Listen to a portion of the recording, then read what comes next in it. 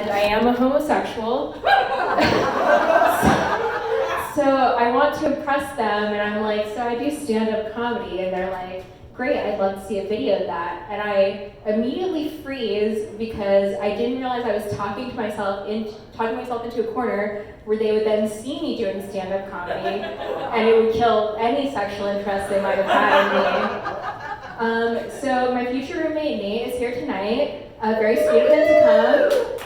So consider this evidence when I said I wouldn't have overnight guests. This is Okay, great. Yeah, so we all acknowledge that no one in Madison will fuck me. I'm glad we've agreed. So I have been through a lot in the past 3 hours. I just drove back down from Chicago. And you know, the road will really change you. Those 2.5 hours like out in the country, I wrote an entire bit about, you know, toll roads and comparing people who get tickets to Jesus. And then I got here and I was like, no one wants to hear that shit. Like, but I spent 2.5 hours psyching myself up to tell you guys about how people who get tickets die for our sins. So just want to share that little soundbite with you. So I unfortunately am the boring half of the bipolar disorder. I am the person who lays on the bed and is like, I can't get out and feed my tiny pug, you know?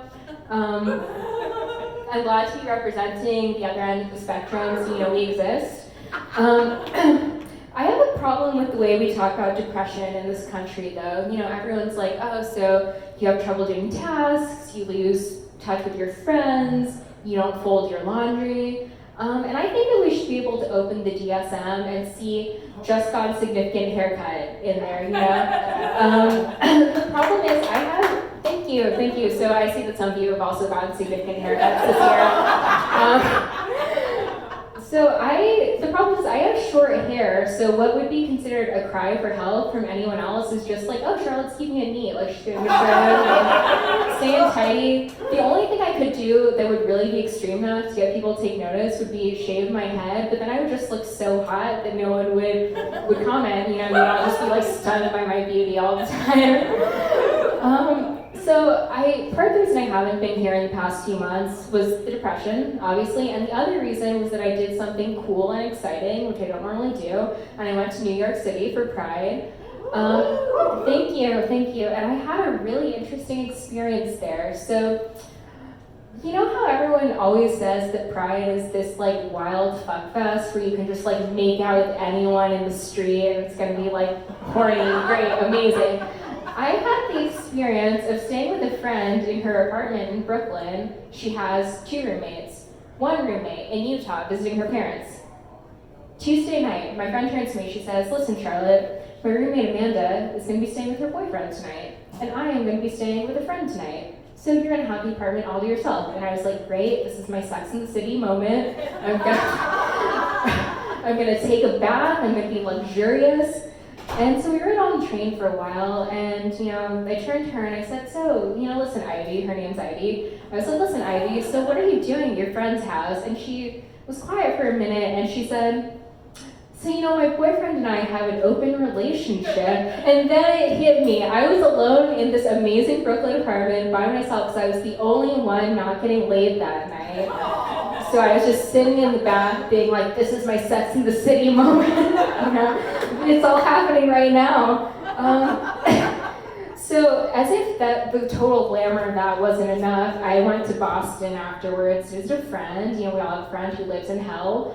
I went to Boston, I went to a potluck, a barbecue, and I got there and everyone was doing that thing, you know, where you pass around your phone and look at pictures and everyone coos and screams, but I could tell that it was a lesbian barbecue because everyone was looking at pictures of Hosier.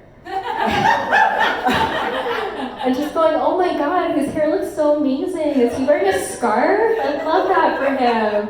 We were all just like deep in the trenches, loving that man.